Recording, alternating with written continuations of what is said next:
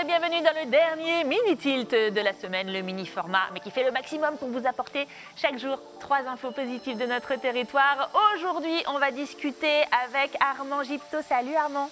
Bonjour. Bienvenue dans notre émission. Vous êtes cultivateur à la Riche, mais pas de poireaux ou de blé, puisque vous cultivez de la spiruline. Tout à fait. On va découvrir ce super aliment qu'on peut donc maintenant se procurer en circuit court. Et puis on va parler de photos aussi dans notre rubrique de soutien à la culture, la bamboche, ça continue. De la photo, mais pas que, parce que c'est tout l'écosystème de la culture que notre invité a capturé avec son objectif. Salut Romain Gibier. Bonjour. Ça va? Ça va. Ça va, ça se bat. Ça Oui. se bataille. On va voir ça tout à l'heure. Cette série de clichés, elle est assez dingue. Et puis, pour compléter ce plateau, un autre homme. Je suis entouré d'hommes aujourd'hui, c'est Mathieu Guillard. Salut. Salut. Comme ça, comment ça va? Eh ben ça va bien, sauf que je viens de me réaliser que j'ai oublié de me raser vu qu'on enlève les masques. Ah bah maintenant qu'on enlève les masques, voilà. C'est là où il faut que tu soignes tes poils, mon ami. C'est notre historien et bien sûr guide pour les contes du Val-de-Loire. Tu t'es penché sur une page de notre patrimoine tourangeau. Ouais. Et à l'occasion de la Saint-Valentin, c'est ça? C'est ça, et parce qu'il s'est passé un contexte un peu spécial, je vous expliquerai ou je vous explique maintenant. Vas-y, c'est maintenant, c'est la fontaine des amoureux. Je ne sais pas quand ça va arriver le tournage, mais ce qui s'est passé, c'est que ce week-end, dans le Massif central, j'ai marié 2 amis à moi. Dans un mariage viking, etc. Oh, C'était génial. beau, c'était romantique. Il faisait trop froid pour qu'on le fasse dans la neige, donc on l'a fait dans une salle de concert, mais c'était trop cool. Et du coup, je me suis rappelé, moi aussi, avec nostalgie, un petit peu mes histoires d'amour. Et justement, en parlant d'histoires d'amour, Tours, il y a The Place to Be, pour justement déclarer sa flamme à quelqu'un. C'est la fontaine des amoureux. Et là, je demande la première photo. Parce que la fontaine des amoureux, vous savez peut-être où elle est? Ah, regardez. Embrassé, non? Pas encore. Si, elle est derrière la rue nationale. Là, Exactement, elle est derrière la rue nationale, en face de la chambre du commerce et en face d'une façade d'hôtel qui s'appelle l'hôtel de Beaune-Semblançay. Ouais. Mais elle n'a pas toujours été là. Bah non, la preuve. Au XVe siècle, elle était à l'emplacement d'aujourd'hui de la taverne du Maître Canter. Et désolé pour la pub, mais c'est plus simple comme ça, Comme ça, on visualise sait où mieux. c'est. Et avec le temps, elle a été déplacée place du Grand Marché. Et oui, Place place du du... Grand Là, Marché. maintenant, il y a le monstre. Voilà, exactement, là où il y a le monstre. Parce qu'en 2012, cette pauvre fontaine a été un petit peu vandalisée. Le fût qui est en marbre Ouais. était cassé. Parce que quelqu'un a grimpé dessus pour mettre sa canette dessus. Et il n'a pas fait que poser sa canette puisqu'il a cassé des pierres avec. Bah, bravo. Eh oui, c'est comme ça. Donc du coup, on a déplacé la fontaine. Elle marche beaucoup, cette fontaine. Et on l'a mis en face de l'hôtel de Beaune-Semblançay. Puisqu'à la base, c'est la famille de Beaune-Semblançay qui a demandé son financement. D'accord. Parce que le but à la base d'avoir une fontaine, c'est pas pour faire joli, pour dire t'as vu, j'ai une fontaine, il y a des dauphins dedans et tout, c'est trop bien. Non, c'est aussi pour alimenter la ville en eau. Eh bah oui. Parce qu'avant, on s'alimentait avec le moulin à eau qu'il y avait au niveau du pont de la Loire. On a rajouté une deuxième fontaine pour que tout le monde puisse boire à sa soif. Avec le temps, l'hôtel de Beaune-Semblançay, il va être bombardé pendant la Seconde Guerre mondiale. Et donc, du coup, il va finir avec une seule façade. C'est ça, il ne reste plus que la façade. Exactement, il ne reste plus que la façade. Et d'ailleurs, de Beaune-Semblançay, on s'en rappelle plus trop. Pour vous la faire courte, c'était un financier sous l'époque de François Ier, et comme beaucoup de financiers, il a été corrompu, parce que François Ier l'a fait pendre. Voilà, c'est l'histoire courte. Ok, ah, c'est vrai, c'est un beau symbole pour les amoureux, c'est vrai. Voilà, on savait y faire à l'époque. D'accord, mais donc voilà. quoi. Par contre, la façade est restée et on a gardé un petit peu le style italien Renaissance. C'est pour ça qu'on a redéplacé la fontaine à cet endroit-là. Ok. Et c'est pour ça que Cécile Pitois, avec le temps, elle va rajouter 2 coussins et elle va rajouter Mais oui, la légende des amoureux. on peut les revoir, voilà ces coussins. Merci Exactement, beaucoup la on les régie, voit. merci Clément. Et l'avantage, c'est que c'est une œuvre d'art interactive qu'elle a fait Cécile Pitois, puisqu'on a le droit de se poser dessus, Oui. se prendre en photo et de se déclarer la flamme comme les 2 amants de la légende. Je pourrais vous raconter la légende, mais comme j'ai peu de temps, ce que je vous conseille, c'est d'aller jusqu'à la fontaine pour pouvoir lire la plaque qui est restée au pied de la fontaine. Par contre, les oreillers, ils sont barrés. Alors, ils ne se sont pas fait la malle comme ça. J'ai discuté avec Cécile hier au téléphone, qui est très sympa d'ailleurs, big up à elle. Cécile, elle a dit que comme la fontaine, elle était en rénovation, puisqu'il y a des cages autour, elle a préféré enlever les coussins qui commençaient à être vandalisés, puisque les gens faisaient un peu n'importe quoi avec. Et donc, du coup, elle a vu avec l'ancienne mairie pour la faire rénover. Et on a dit, l'affaire est en cours. Bon, l'affaire est en cours, mais moi, je vais vous dire un truc. J'ai déclaré ma flamme à la première femme de ma vie, à cette fontaine. Et je ne supporte pas de voir de l'amour en cage. Donc, je demande à la mairie... Officiellement. Effectivement, officiellement à la mairie, c'est un cri du cœur, c'est une affaire politique, tout ça, de rénover cette foutue fontaine. On est en période de crise, on est en période où les gens sont confinés, et bien qu'ils puissent au moins s'embrasser. Oh, Et je c'est termine bien. là-dessus. Mais Bim. oui, quelle meilleure fin. Drop the mic. Merci beaucoup Mathieu. Vous retrouvez Mathieu sur lescontesduvaldeloire.com avec des petits tirets partout et puis aussi sur Facebook. Allez, focus tout de suite sur un super aliment qu'on peut maintenant se procurer en circuit court grâce à notre invité, l'excellent Armand Gypto, cultivateur, je vais pas y arriver, je recommence, cultivateur de spiruline à La Riche sur votre exploitation Le Paysan Bleu. Qui sait ce que c'est de la spiruline? Petite interrogation. Ouais, concours, vas-y. Ça, c'est des algues. C'est des algues. Est-ce que c'est des algues, Armand? Presque, c'est Presque. Mathieu, C'est des micro-algues. c'est des micro-algues. Est-ce que c'est des micro-algues? Ça se rapproche plus des microalgues. Ah, mais c'est pas encore tout à fait ça. C'est quoi la spiruline, Armand? Alors c'est un micro-organisme en fait, la spiruline. C'est microscopique déjà, Ouais, donc il faut bien se représenter qu'à l'œil nu, on ne va pas réussir à le voir. Il va falloir un microscope pour voir la petite forme spiralée de la spiruline. ok. Et on l'a fait pousser dans des bassins avec de l'eau et un petit peu de sel et puis différents nutriments.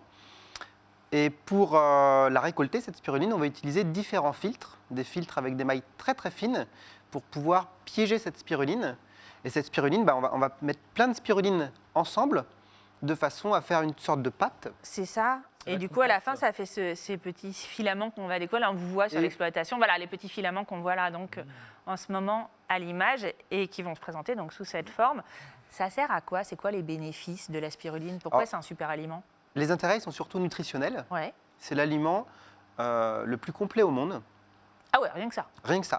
C'est-à-dire, qu'est-ce qu'on trouve dedans? Plein de vitamines, On plein va de retrouver minéraux, des je sais pas. vitamines, des minéraux, des oligo-éléments. En gros, à peu près tout ce qu'il faut pour être en bonne santé. Il va manquer la vitamine C et les oméga 3. Sinon, il y a énormément de choses. D'ailleurs, c'est pour ça qu'à l'origine, il y a quelques dizaines d'années, en fait, c'était surtout utilisé pour lutter contre la malnutrition D'accord. dans les zones où il y a de la malnutrition. Alors, attends, là, on a les bénéfices, mais souvent, quand on sait qu'un truc est bon pour la santé, bah, c'est pas bon. Alors, est-ce que c'est le cas avec la spiruline? Je vais faire le test, expliquez-nous. Hein? Bah, c'est bon. Alors, le Comment goût, vous l'utilisez, vous? alors moi, C'est légèrement salé, c'est quand même assez aromatique. l'idée, c'est que le goût soit plutôt neutre. Ouais. Et en fait, c'est une saveur qu'on ne connaît pas. C'est une saveur dite umami. Comme les Umami. japonais. Oui. C'est exactement ça. C'est la cinquième saveur. Donc, il faut goûter pour se rendre compte du goût de la spiruline. Pour vraiment avoir le goût, l'idéal, c'est de la consommer en brindilles. Ouais. Là, on va vraiment pouvoir avoir tout le côté organoleptique, le côté, et puis aussi le côté nutritionnel, parce que, en l'occurrence, le fait d'obtenir des brindilles, ça veut dire qu'on l'a déshydraté à basse température. On ne D'accord. dépasse pas 40 degrés pour garder un maximum de propriétés Bien sûr. à cette, Pas à cette flinguer les microalgue. vitamines, etc. Bah oui, moi j'ai Tout à mangé fait. toute ma cuillère. Au début, on s'était dit, oui, c'est la première fois, vous en prenez pas beaucoup. Finalement, j'ai tout mangé. Fais gaffe, ça colle aux dents. Moi, je trouve ça bon. Bah, j'ai ma petite bouteille d'eau, t'inquiète pas. Alors, Comment on généralement, l'utilise du coup? Sinon, on peut la saupoudrer sur des salades, sur plein de choses. C'est exactement C'est ça. facile à mettre dans notre Généralement, alors c'est alimentation. des petites quantités, hein, c'est une petite cuillère en gros par jour. Je me sens déjà mieux. C'est pas immédiat. Non. Et on peut la mélanger à un jus de fruits. Alors moi, c'est tous les matins, je prends mon jus de fruits avec un petit peu de spiruline. Ouais. On peut le mélanger à un yaourt, à un fromage blanc, sur des salades composées, agrémentées dans des sauces. Il nous reste peu de Peut-être temps, inventif. on va être hyper efficace. Là aussi, on a envie d'une démarche raisonnée, surtout dans des produits qui sont bons pour nous. C'est le cas hein, au Paysan Bleu. Tout à fait. C'est-à-dire que là, vous faites attention à tout, la façon dont vous produisez pour qu'il y ait le moins d'empreintes sur l'environnement possible. Ça coûte combien, la spiruline, si on veut en acheter chez vous? Alors la spiruline, elle est proposée en sachet de 100 grammes. Un peu comme le thé, en vrac? Alors, voilà, il y a les brindilles, là, dans ce sachet-là, on va retrouver des brindilles. Un sachet de 100 grammes, ça équivaut à peu près à un mois de consommation. Elle est proposée à 19 € Ouais, ça va, en vente directe. ça va, Un mois carrément. de consommation. Ouais, qui a envie d'en acheter? En, Levez vrai, la main. en termes des apports, j'ai plusieurs amis à moi qui m'en ont vanté les mérites. Et effectivement, je pense que je vais m'y mettre. Eh bien, très bien, voilà. Un converti, un et demi, ouais, deux convertis. J'espère que vous, chez vous aussi, vous êtes convertis. Et du coup, je vous envoie au 103 route de Saint-Genoux à La Riche pour Ouverture, découvrir le Paysan Bleu. Ouais, ouverture quand? Ouverture prévue à partir d'avril. Là, je suis en train de finaliser tous mes travaux pour que Trop bien. tout soit idéal. Donc, vous êtes tous les bienvenus à la ferme pour visiter l'exploitation. Et suivez les actualités de la ferme aussi. Ça se passe sur Facebook, le Paysan Bleu. Allez, tout de suite, c'est notre rubrique de soutien à la culture. La bamboche, ça continue.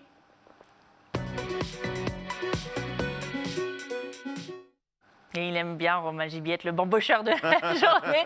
On aime tellement ce mot, c'est sûr. Vos images ont fait leur apparition dans les vitrines fermées de nos lieux culturels. Alors en ce moment, il y a le Bateau Ivre et le Théâtre Olympia, notre scène nationale de théâtre, hein, qui est là en plein centre-ville de Tours. On les voit, on les découvre un tout petit peu, on les devine derrière les vitrines. C'est quoi cette série de photos qui s'appelle La culture en danger? Alors cette série de photos, c'est une mise en lumière un peu de ce qu'on est en train de vivre en ce moment en tant qu'acteur culturel.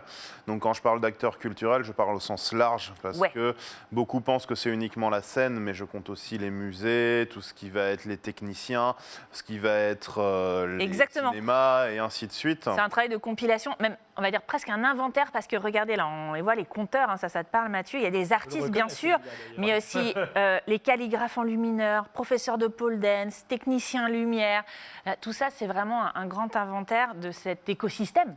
Exactement. Alors en fait, l'idée de base de ça, c'était aussi de montrer au grand public que cette culture qui est à l'arrêt, c'est pas 2-3 métiers comme beaucoup le pensent. Là, j'en suis déjà à plus de 85, presque 90 métiers de représentés.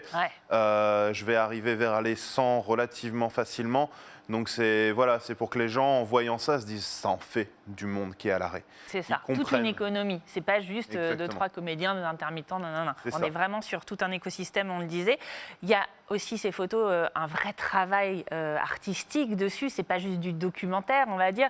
Il y a le travail des lumières, évidemment, mais aussi le travail de mise en scène. Comment est-ce que vous les concevez, ces images? Alors déjà, première chose, c'est qu'on a vu passer la photo du compteur au début. Il y a quand même une chose sur cette photo, c'est que c'est moi.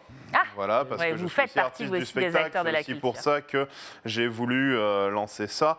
Donc oui, l'idée est toujours d'avoir une personne avec le nom du métier en haut, parce que c'est ce qui parle au plus grand nombre, et non pas juste le nom de l'artiste, qui ne parlera que d'un côté local. Bien sûr. En face, le tampon non essentiel qu'on nous a collé sur la tronche depuis le début, et qui est une forme de provocation, parce que là, l'idée, c'est de montrer aussi que on est toujours vivant, difficilement, une mais vraie qu'on maladresse, est toujours en tout cas, vivant. c'est sûr. Voilà.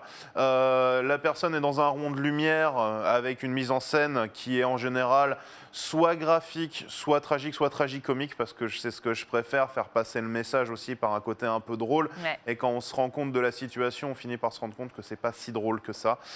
Et donc dans un fond noir pour représenter aussi un peu cette mise à l'écart et tout ce qu'on est en train de vivre en ce moment. Toutes ces petites lumières qui s'éteignent, bien sûr. Cette exposition, elle est visible, elle est encore en cours, on va dire, puisque vous continuez à agrandir le catalogue. Elle est visible en ce moment au Théo, au Bateau Ivre, et peut-être dans d'autres lieux bientôt. Alors, je fais une mise à disposition, je vais passer le message en même temps, je fais une mise à disposition à toute structure culturelle voulant afficher le message. Parce qu'encore une fois, c'est un projet, mais c'est surtout un message que je veux faire passer. Bien sûr. Je leur mets tous les fichiers à disposition gratuitement.